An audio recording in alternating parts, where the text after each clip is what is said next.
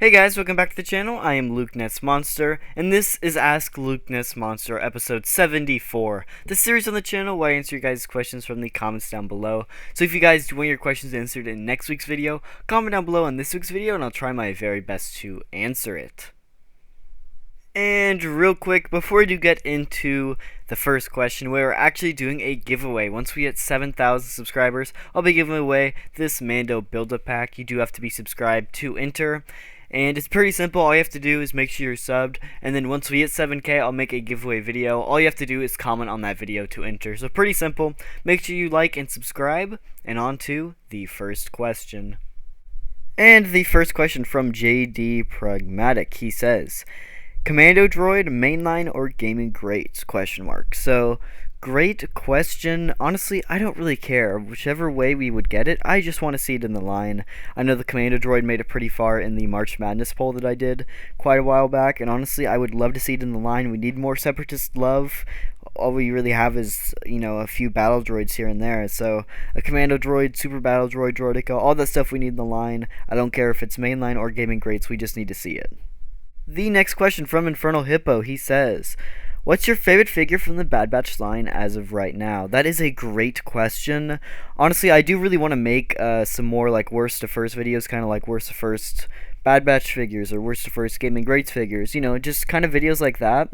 But if I had to pick just one right off the top of my head, Echo is a pretty solid figure, I'm not gonna lie. He has a great mold, which is almost brand new all the way around. Obviously the legs are some reuse, but I do really love the clone legs over some of the commando legs that both Crosshair and Hunter use. So great figure all around, and it's probably one of my favorites, so gotta go with Echo. The next question from Not Your Average YouTube User, he says, will you be going to Star Wars Celebration? If not, what is something that you're excited to see announced there? Great question. I'm not going to Star Wars Celebration, unfortunately. I would really love to go. I just don't live in California. I live in the Midwest, so I'm a good few hours away from California. And if it ever goes to Chicago again, or goes Kansas City, Indianapolis, anywhere in that Midwest West region, I'll probably end up going. But I just can't go out to California, unfortunately. I would love to go though.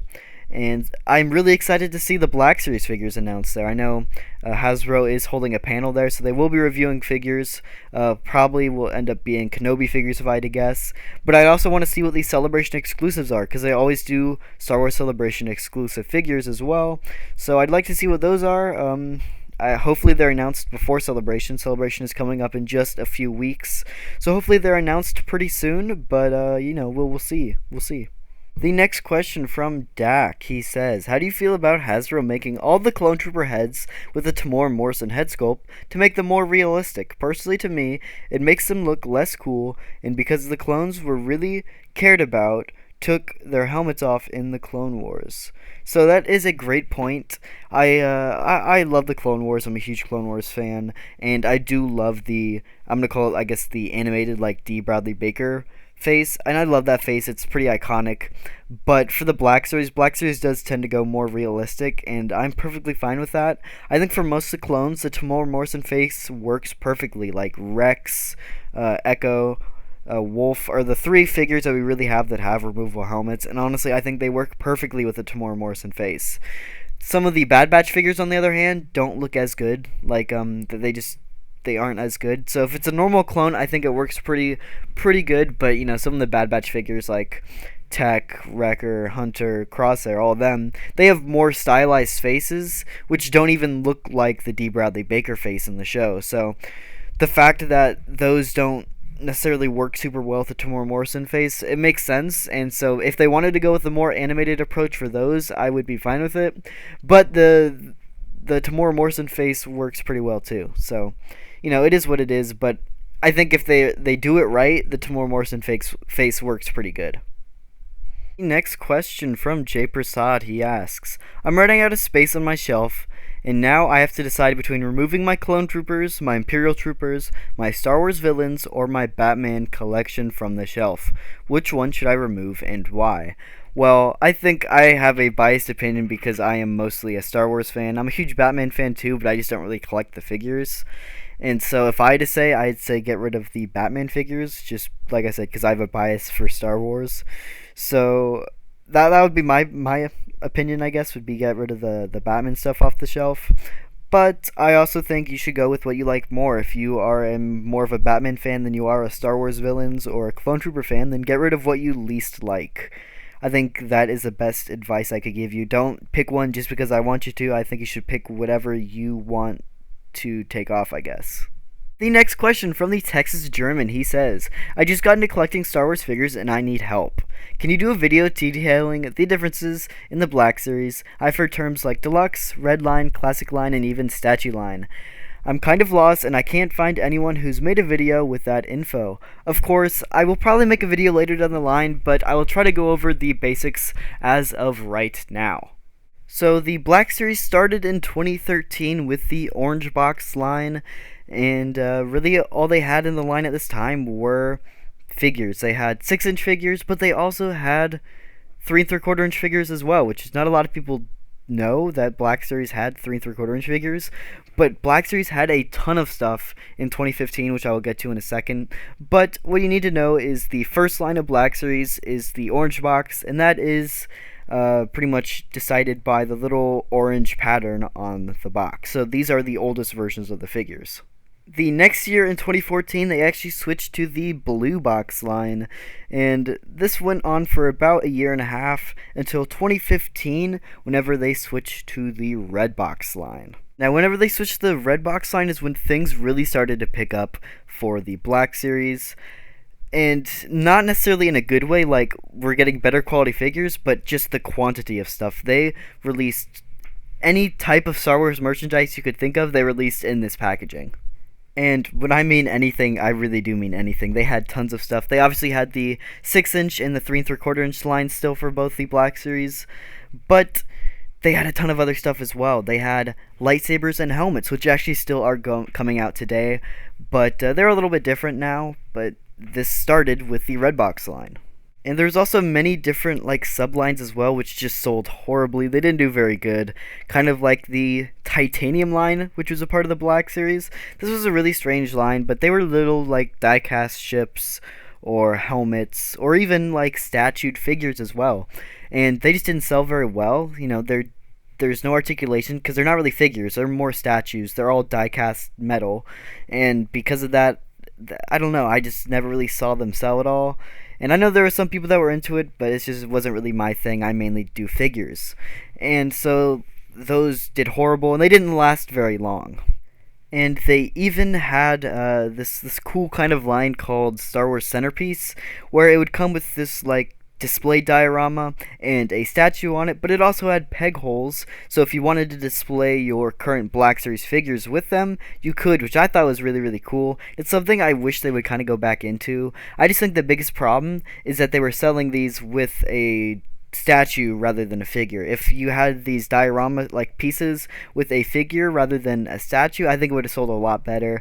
But unfortunately, they only did a limited run of these as well, and they were actually quite pricey too. So, those are just a few of the deadlines that you might hear about that just aren't around anymore.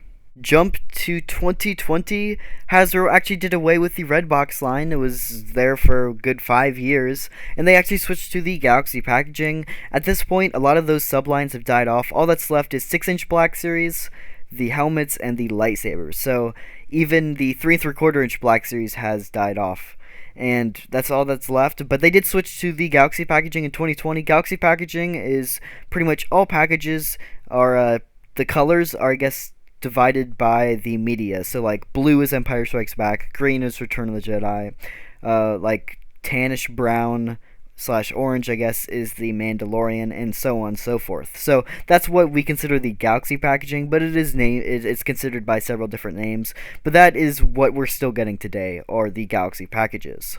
I believe what you might mean by classic line is the 40th anniversary line, and these are Black Series figures that Hasbro actually put on the retro card backs, kind of like the classic Kenner figures. And these are pretty cool because they are still Black Series figures, but they come on the original card backs that the original figures would have come out on. I think that is pretty cool. So obviously they have done tons of different, I guess, movies. Not a tons, but they've done New Hope, Empire Strikes Back. Return of the Jedi will be next year. But they've also done like different throwback packages to other movies as well, which is not necessarily part of this line, but they were a part of the Lucasfilm 50th like line or whatever it is. But they've done like Power of the Force throwbacks, Clone Wars throwbacks, even like Phantom Menace throwbacks. So these are all kind of just random excuses to make cool packages, or even throwback packages to, you know, stuff that we used to get, which is pretty cool. And these are lines that I like. And we haven't been seeing them as much anymore because it's no longer the 50th anniversary of Lucasfilm. But hopefully we'll see more packaging like that in the future. And to address the deluxe side of that, any deluxe figure is just a figure in the like wider packaging like this. There are several reasons why Hasbro could deem a figure deluxe, whether it's just bigger and bulkier, or if it has extra accessories, or if it's Boba Fett, because Hasbro knows people like Boba Fett and they're willing to pay for Boba Fett, so they'll just throw him in the deluxe packaging so people will have to pay more. It's pretty much that, but you know, anything in that bigger box is considered a deluxe figure. The last question says, when you first started your channel, how scared were you about your first review or any upload? How long did it take for that fear to go away? That is a really good question. I was terrified. I'd never really done videos or anything like that before, and I just, you know, I bought a Black Series figure and I thought it would be cool to review, you know. And so I uploaded a video on it, and I've been uploading videos ever since. That fear started to go away after a few months, but yeah, those first few months were terrifying. I'd have to constantly re-film videos just because I would stutter a lot. I still do stutter a lot. Or, you know, I would just mess up. And, you know, it went away gradually, but, you know, there's still a little bit of fear here and there when it comes to doing new stuff. So yeah, it took quite a while, and you know, you guys could even go back and watch my first video. I don't recommend it because it's not good quality at all. It's really, really bad. But it is my review of the number 94 Mandalorian. It's a pretty scary video just because it's my first ever video. But yeah, you could definitely see the improvement from now to from then to now, and yeah, you could definitely tell I'm a lot more comfortable with it. Anyway, guys, thank you so much for watching. If you did enjoy, hit the like button and subscribe. And I'll see you guys in the next video. Thank you guys so much for watching.